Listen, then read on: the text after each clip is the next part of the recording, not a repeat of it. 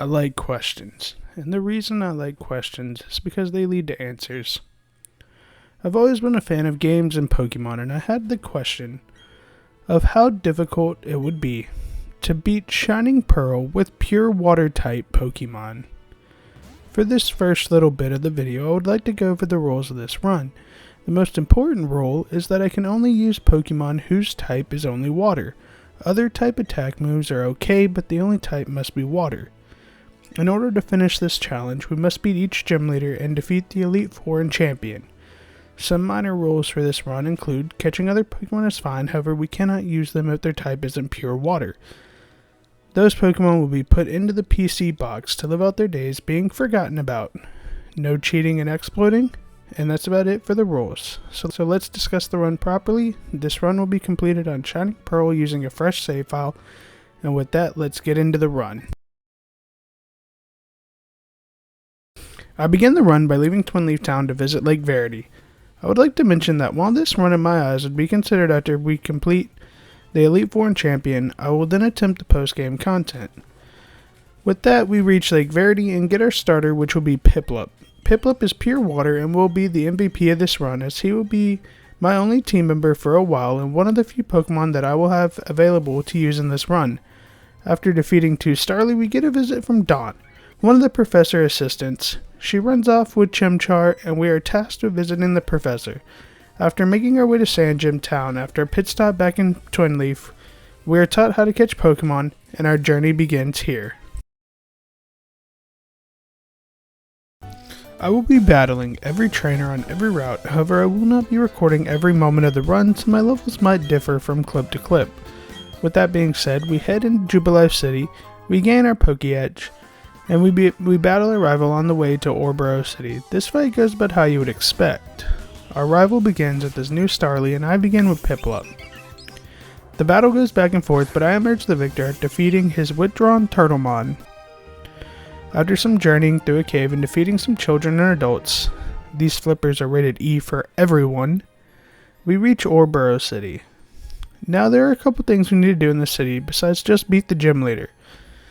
And one of those things is to catch a Geodude, until we get an Everstone. You see, Empoleon is not a pure water type, as he gains the Steel typing, which means Prinplup is going to be our highest evolution we can have in order to continue on with the challenge. The reason we need to catch Geodude is because they have a 5% chance to be holding an Everstone whenever they are caught. You could also steal them from them, but I do not have access to that ability right now this early on in the run. I don't know why Geodude have this, but this is the only way to get an Everstone this early on in the game. But that's for after we beat the gym leader Rourke. We meet Rourke in the mines of the city, and after talking with him, he heads back to the gym. We make our way to the gym and defeat the local gym broskies, and we challenge Rourke. This fight, if you can even call it that, is incredibly simple. With Rourke being a rock-type leader, and us having a water Pokemon, it doesn't end well for Rourke. Honestly, this early game has been easier than I thought it would.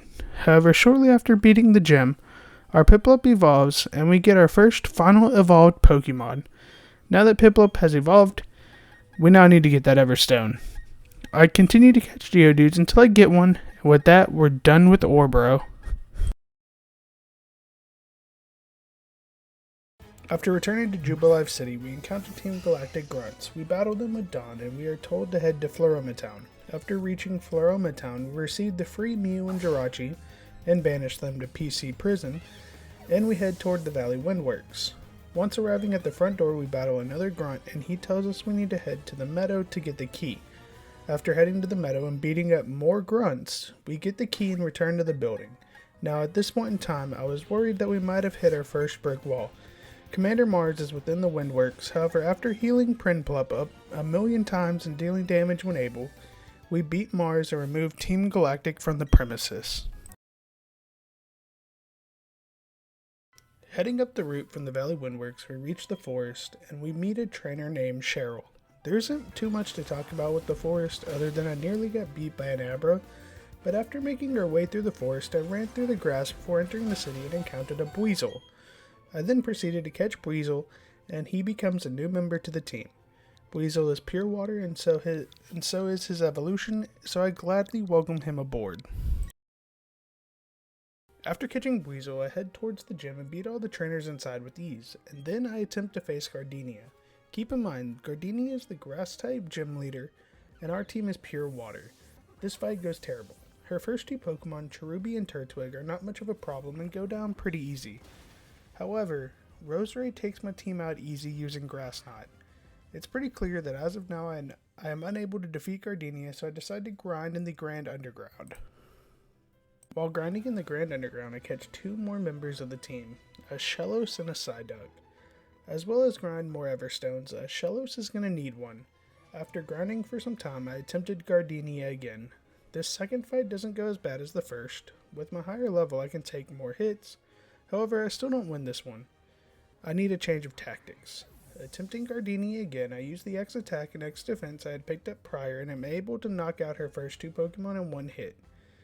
Then comes Roserade, the bane of this run so far.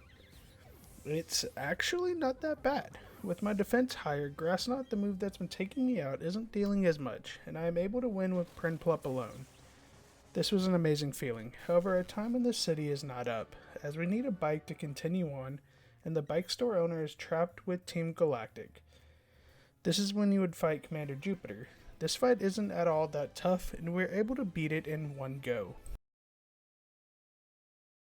In this chapter, there's not too much to discuss. We battle a rival once we reach Hearthome, and he gets defeated easily with our team. After a short time in Hearthome City, we are now needing to go to Veilstone City, as it's time to face Maylene, the fighting-type gym leader. After taking out the trainers in her gym, I turn around and I purchase some TMs that I feel might be useful in this gym, and ones that can come in handy later on. I teach Ice Beam to Prinplup and Giga Impact to our new Floatzel. Then we head back to face Maylene. My first attempt with Maylene went terribly. I spent too much time playing around than taking the battle seriously. Her Lucario knows Drain Punch, and it uses it well.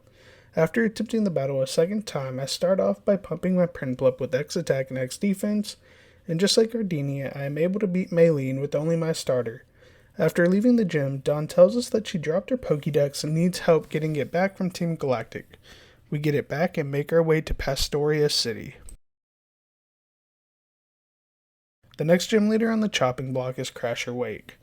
I wasn't too worried about this gym being any tough because we don't have any type advantage, as we're both water type trainers and we're both neutral. I go through the gym and battle the trainers and then heal up before fighting Wake. The battle with Wake is a walk in the park, although I did lose Prinplup because I was careless. Other than that, it was a very easy fight. After defeating Crasher Wake, we attempt to follow a Team Galactic member towards Lake Valor. However, we get stopped by our rival. He then challenges us to a battle. This battle is simple. One time is all it took. After following the grunt, we encounter Cynthia outside Lake Valor, who gives us some special medicine to use on some Psyducks. We take the medicine to the Psyducks and help them, then Cynthia tells us to head to Celestic Town and deliver something to her grandmother. We then head to Celestic Town and defeat a Team Galactic grunt and obtain Surf, as well as meet Cyrus of Team Galactic. After obtaining Surf, we are tasked with heading to Hearthome City to face off against Fantina. Fantina is a gym leader we met early on in the game when we first visited Hearthome, but because we were too early in the game, we couldn't fight her. Fantina's gym is Ghost type, a good chance for Floatzel to shine. This gym is simple up till Fantina, and even then her only problematic Pokemon is Miss Maggie's, who appears to know Magical Leaf. After a long battle, I come out victorious and am tasked to head to Canalave City. Once reaching Canalave City, we have another fight against our rival. This fight, like the others, goes by pretty easy. After beating my rival, I head to the gym. I was worried we might struggle with this gym since we didn't have any type effectiveness, but this gym went by in a breeze. I defeat Rourke's father and gain the 6th gym badge. We are then tasked with meeting at the library where we speak with the professor, and then we are tasked with heading to Lake Valor. After entering Lake Valor, we face off against a new Team Galactic member named Saturn. After defeating him, we head to Lake Verity and face off against a bunch of grunts, and then defeat Commander Mars again. After meeting Mars, we are asked to go check up on my rival at Lake Acuity. After reaching Snowpoint City, we are tasked with earning the gym badge from Candace, the Ice-type gym leader. Her gym is a confusing mess of ice sliding and needing to understand the proper way to go to destroy snowballs that block the way to her. However, after a while, I manage to find the path and make my way to Candace. My first fight with Candace ends in my defeat as her Abomasnow manages to one-shot my party with Giga Drain. Grass-type moves are the bane of this run. However, I use the tried and true tactic of buffing my Pokemon at the start of battle with buff items. After raising Prinplup's attack, defense, and speed, I was able to blow her team out of the water. After earning the Icicle badge, I head to the lake where we see my rival get roasted by the Team Galactic commander I fought in Eternia City. She mentions the Galactic HQ in Veilstone and we make our way there. After going through the HQ, we end up fighting with Cyrus for the first time. I decided from the jump to buff my Golduck, who I put at the front to switch things up.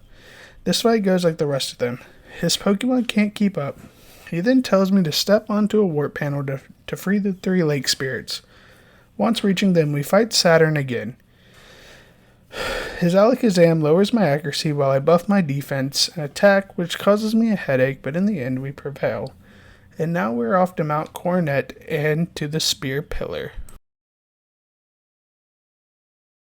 After making my way through Mount Coronet, I arrived at Spear Pillar.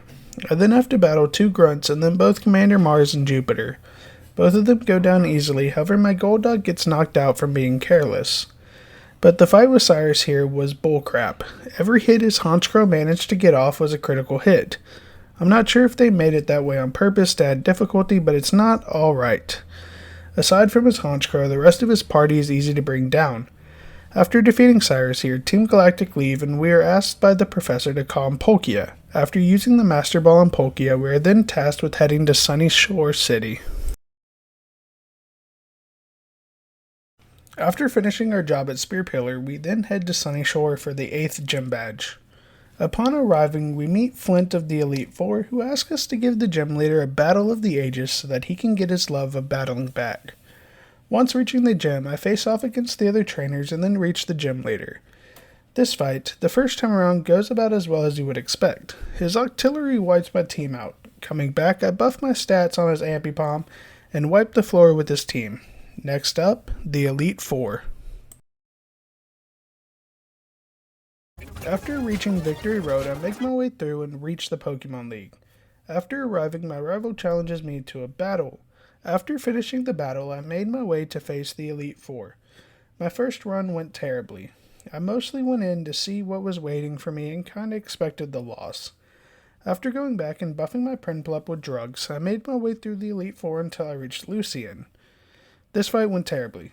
His Pokemon just buffed their special attack and knock out my Pokemon instantly. After losing, I went and grinded a little bit and decided that I would purchase the proper buff items I should have been using the whole time. After fighting my way back through to Lucian, I lost again. While the fight went a little bit better, it was ultimately his Girafarig that did me in. I grinded and ultimately my speed was our undoing. The last thing I tried would be to level my Pokemon to max level, and that's what I set out to do. Hello everybody. This is me going off script here. This challenge run took a lot of time. Taken about 2 months for me to finish it, and I couldn't necessarily finish it. The run reached a point where I was spending more time grinding, and it got incredibly tedious. This is a run that can be done. Without a doubt, you can 100% beat Lucian, beat Cynthia, and beat the game with an all-water type team. There's no question in that. I just don't have the time to grind out the battles. So, I'm going to make a promise to all y'all who watch this video. I will continue working on it. However, I'm also going to continue working on other videos and other challenge content that I want to do. And if anybody out there would like to run this or take this run themselves, please feel free to. This is not unique to me. It's just, this is my breakthrough to challenge running Pokemon. But, yeah, like I said, this run got tedious, and I just don't have the time for it. But, if anybody can find a way to make it easier, go ahead and let me know. But I'll continue working on this run, grinding in my free time.